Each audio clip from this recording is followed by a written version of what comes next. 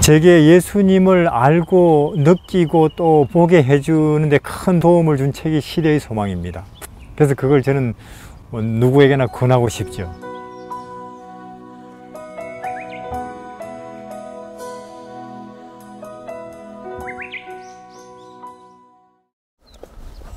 제33장 내 형제는 누구인가? 이제 바리새인들, 서기관들, 이제 지도자들, 이제 그들이 직접 이제 예수님의 활동, 또 그분의 이 여러 가지 가르치시는 이런 일들을 이제 막지 못한다는 걸 알았어요. 군중들이 따르고. 그래서 그들은 이제 예수님의 어머니 그리고 이제 형제들을 찾아갔죠. 형들을. 당신 아들 문제 많으니까 동생 점점 정신이 이상해져 가고 있고 좀 잘 타이르고 단속하라고. 이게 이제 언제 그랬느냐 하면 특히 이제 귀신 들렸다는 거예요. 예수님을.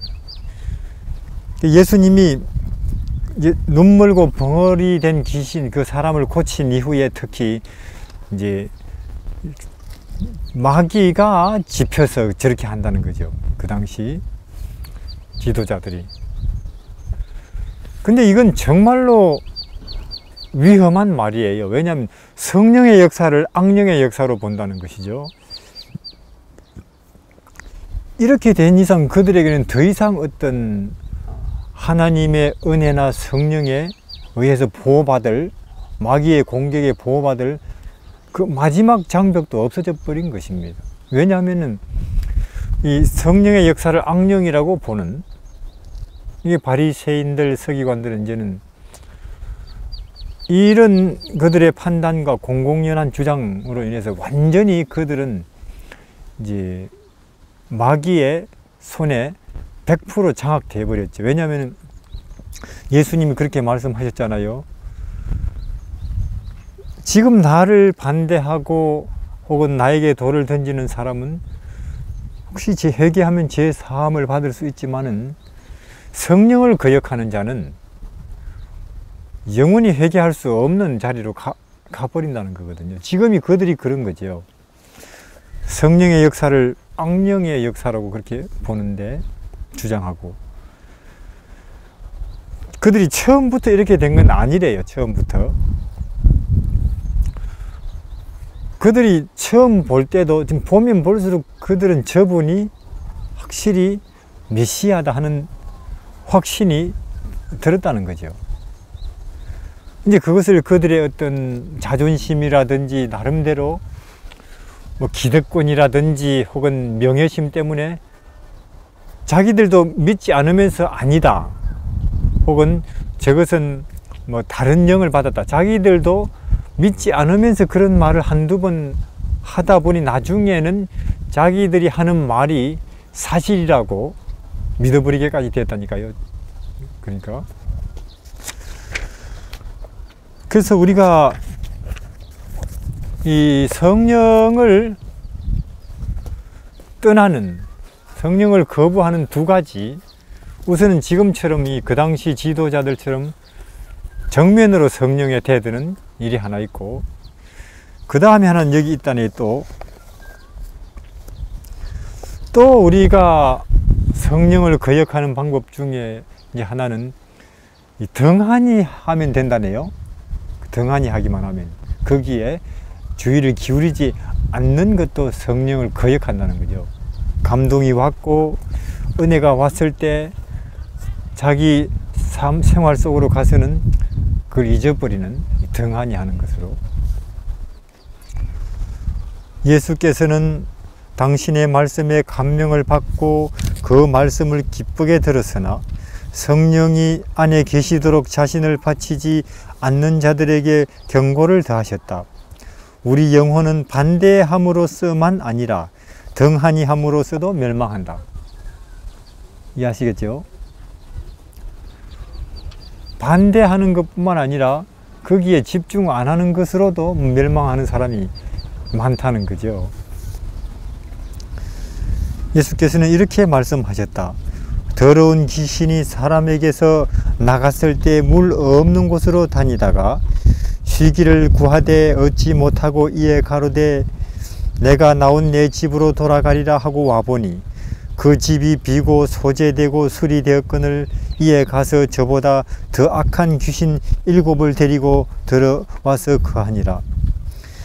오늘날도 이와 같이 그리스도 당시에도 사탄의 지배를 오늘날 같이 지배를 한동안 끊어버린 것처럼 보이는 사람들이 많이 있었다. 하나님의 은혜를 힘입어 그들은 영혼을 지배하던 악령에서 벗어났다. 그들은 하나님의 사랑 안에서 기뻐하였고 그러나 돌밭으로 비유된 청중처럼 그분의 사랑 안에 거하지 않았고 그들은 예수님께서 마음에 계실 수 있도록 날마다 자신을 드리지 않았고 그래서 악한 귀신이 저보다 더 악한 7을 데리고 돌아왔을 때에 그들은 악의 권세에 완전히 지배당했다. 아마 이렇게 해서 우리 중에 망하는 사람들이 굉장히 많을 것입니다. 왜냐하면은 우리 중에 어떤 면에서 처음 듣는 사람들보다 말씀의 감동이 더 어렵잖아요. 우리는 등한히 해서 영혼이 예수님께 나아갈 때 새로운 능력이 새 마음을 점령한다. 사람이 혼자 이룰 수 없는 이상한 변화가 일어난다. 그것은 인간의 본성에 초자연적인 요소를 가져다주는 불가사의한 역사이다. 예수님께 굴복하는 영혼은 패역한 세상에서 그분께서 굳게 붙드시는 그분의 요새가 되며 그분은 당신의 권위 외에 어떤 권위도 그 요새 안에 용납 않으신다. 계신 한, 우리 마음속에 예수님이 계신 한 다른 존재가 억지로 내가 원하지 않는데 내 속에 계신 예수님을 밀어내고 거기에 자리 잡을 수는 없다는 거죠. 내가 떠나지, 내가 반대하거나 혹은 등한히 하는, 이와 같이 하늘의 능력으로 채워진 영혼은 마귀에게 난공불락이다. 그러나 우리가 지금 예수님의 지배에 자기를 맡기지 않는다면 악한 자가 와서 나를 지배할 것이다. 그래서 성령을 거역하는 죄, 용서받기 정말 어려운 죄죠. 반대하거나 혹은 등한히 하는. 이제 그러고 있는데 예수님이 이 말씀을 하고 계신데 밖에서 불러요. 나와보라고. 아마 형들이겠죠. 나와보라고. 형이 왔다고 좀 말해달라고. 형이 왔다고. 혹은 또 동네 친구들이겠죠.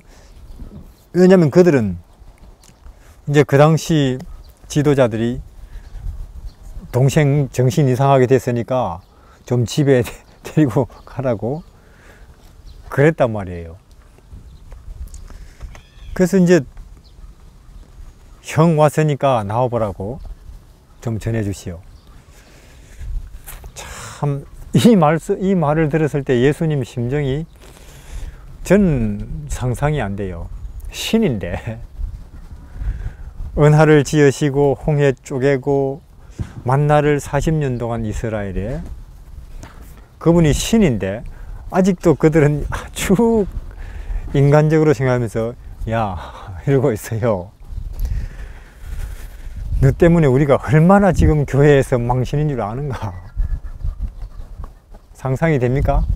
하나님을 앞에 놓고 불기둥 구름 기둥 가운데 계셨던 그분을 놓고 자기 동생이라고.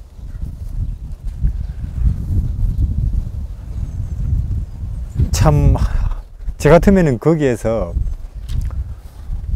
어떤 신성을 드러내서 꼼짝 못하게 다시는 그런, 참 말하자면 어이없는 말 안 듣도록 말입니다. 인간적인. 그러나 예수님은 가만 계시죠. 가만.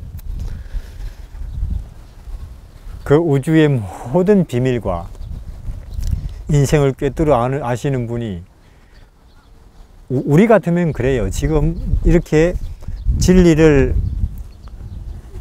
생명을 이야기하고 있는데 강아지 한 마리가 와가지고 자기들하고 같은 동류인 줄 알고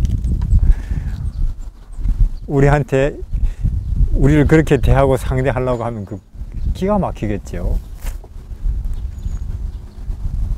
그러니까 참 우리 하나님이 그 높은 영광과 천사들의 경배를 뒤로 두고 이 땅에 오셔서 당하시는 수모와 어이없는 그 경우들이 아직도 우리는 그걸 다 몰라요. 하늘에 가면 알겠죠. 하늘에 가면. 그래서 예수님께서 누가 내 형제인가? 아무리, 그러니까 예수님 진리, 생명이나 혹은 구원에 있어서는 그 어떤 특권 혹은 유리한 위치나 직분이나 혹은 자리가 있을 수가 없다는 거예요. 그게 예수님과 한 집안에 살아도 혹은 신학을 해도 교회 지도자라 할지라도 이 구원이나 생명이나 혹은 빛, 그것을 두고 말한다면 그 어떤 특권층, 더 유리한 자리, 직분, 그건 없다는 것입니다. 누구든지 가난한 심령이면, 누구든지 하나님의 나라와 의를, 참되고 선한 것을 갈망하는 마음이라면 그가 내 형이고 내 동생이고 부모님이라 그 말이에요. 그가 한 번은 이런 이야기 누가 했지요. 마리아 보고, 당신은, 예수님을 보고 당신을 낳은 당신 어머니는 얼마나 복된지요 하니까 예수님이, 하나님의 뜻대로 하는 그들이, 가난한 심령을 가지고 진실한 마음으로 의를 사모하는 그들이 복되다, 그렇게 이야기를 하시죠.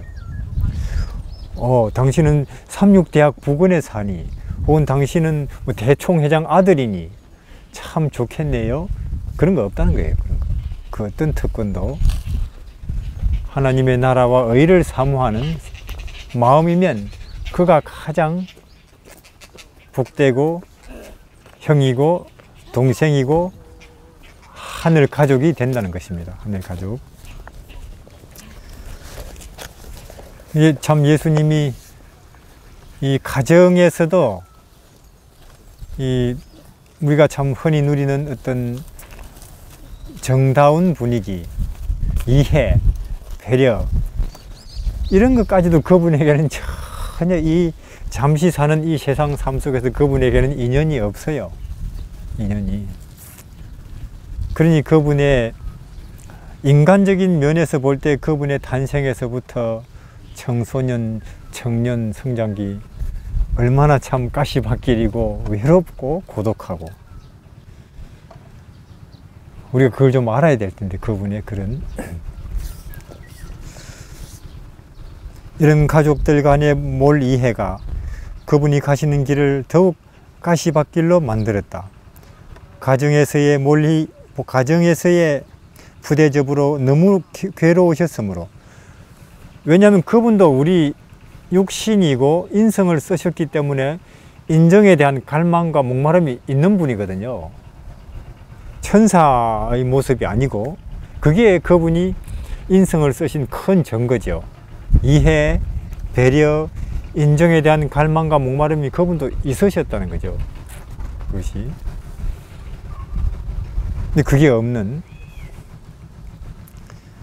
예수님은 그런 오해가 없는 곳으로 가서 위안을 얻으셨다. 그분께서 즐겨 찾아가신 한 가정이 있었는데, 그 가정은 나사로와 마리아와 마르다의 집이었다. 믿음과 사랑의 분위기 속에서 그분의 영혼은 쉼을 얻으셨고, 그러나 그분의 거룩한 사명을 이해하고 인류를 위하여 지신 짐을 알 수 있는 사람은 세상에 아무도 없었다. 그분은 종종 혼자 하늘 아버지와 교통하실 때에만 위안을 찾으실 수가 있었다. 그래서 오직 그러니까 그분이 우리와 같은 이제 신체적인 구조, 또 정서적인 구조를 갖고 계시기 때문에 우리가 바라는 대로 배려 혹은 이해, 그런 것들 그분이 참 갈망하셨는데 없죠. 이제 가장 그분이 아무 긴장 없이, 반대 없이 하늘을, 또 그분의 뜻을 마음껏 이야기하고 또 표현할 수 있는 가정이 한 곳 있긴 있었어요. 나사론의 집, 거기죠. 그렇지만 뭐 거기라 할지라도 그분의 마음속에 있는 참 모든 인류를 위해서 진리를 가르치고 또 사람들을 생명의 길로 인도하시다가 나중에는 자신을 들여 제물로 십자가에 희생을 해야 하는 그 짐을 이해하고 있는 사람은 아무도 없었습니다. 그분 뭐 철저히 혼자죠. 그리스도를 위하여 괴로움을 당하고 심지어 가정에서까지 오해, 불신을 감수해야 하는 자들을 예수님께서는 그들의 고충을 잘 아신다. 그분은 그들을 이해하시고 불쌍히 여기신다. 그분은 그런 그들에게 당신 안에서 우정을 얻고 하늘 아버지와 교통하시는 중에 당신께서 얻으신 위안을 찾으라고 저들에게 분부하신다. 지금 우리 그렇죠. 이 정도는 뭐 안 된다 할지라도 우리도 혹 뭐 가장 가까이에 있는 사람들에게 오해받고 혹은 또 부대접을 받을 수 있겠죠. 그런 사람들에게도 예수님은 얼마든지 구원이시고 위로가 되시지요. 그런 예수님께로 우리가 가야 됩니다.